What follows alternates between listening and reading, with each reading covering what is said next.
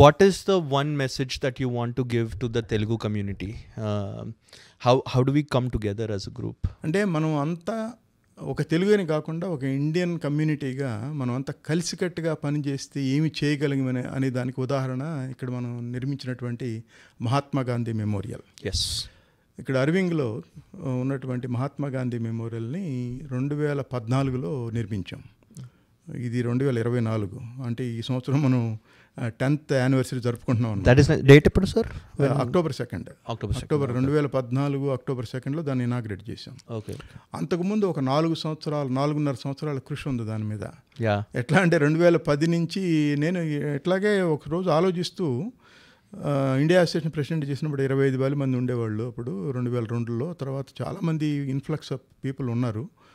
Do we have anything to remember or leaving any mark for Indian American community in the mainstream అంటే అది నాకేం ఆలోచన రాలేదనమాట. అప్పుడు అనుకున్నాను ఇది మహాత్మా గాంధీ మెమోరియల్ ఒకటి కడితే బాగుంటుందని చెప్పి. అప్పుడు అన్ని ఆర్గనైజేషన్ లీడర్స్ని పిలిచి ఒక 50-70 మంది వచ్చారు. వచ్చిన తర్వాత ఇట్లా అనుకుంటున్నాను, మీరు ఏం చేద్దామంటే అందరూ కూడా said yes we need to do this అని.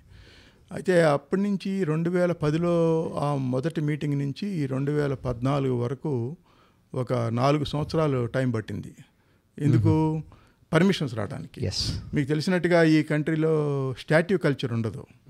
అందువల్ల మనకి సిటీతో మాట్లాడడము, వాళ్ళ approvals, legal department, parks and recreation చేయడానికి.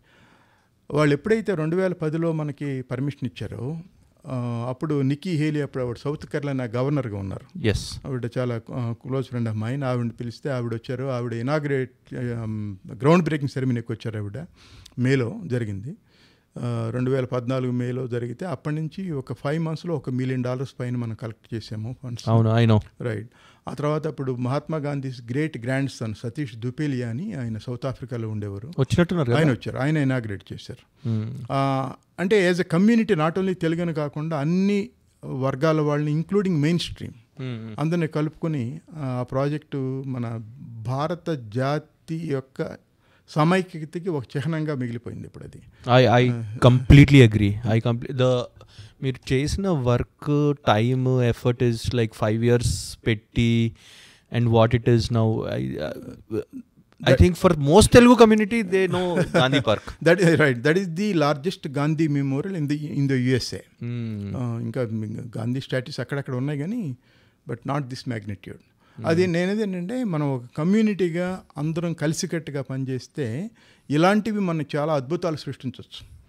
దానికి ఉదాహరణ ఇది. కాబట్టి మనం డిఫరెన్స్ ఒపీనియన్ ఉన్నప్పుడు కూడా ఐకమత్యంగా ఉండడం అనేది, ఏదన్నా ఒక మంచి ప్రాజెక్ట్ ఉన్నప్పుడు అందరూ కలిసికట్టుగా పనిచేయటం అనేది చాలా ఇంపార్టెంట్.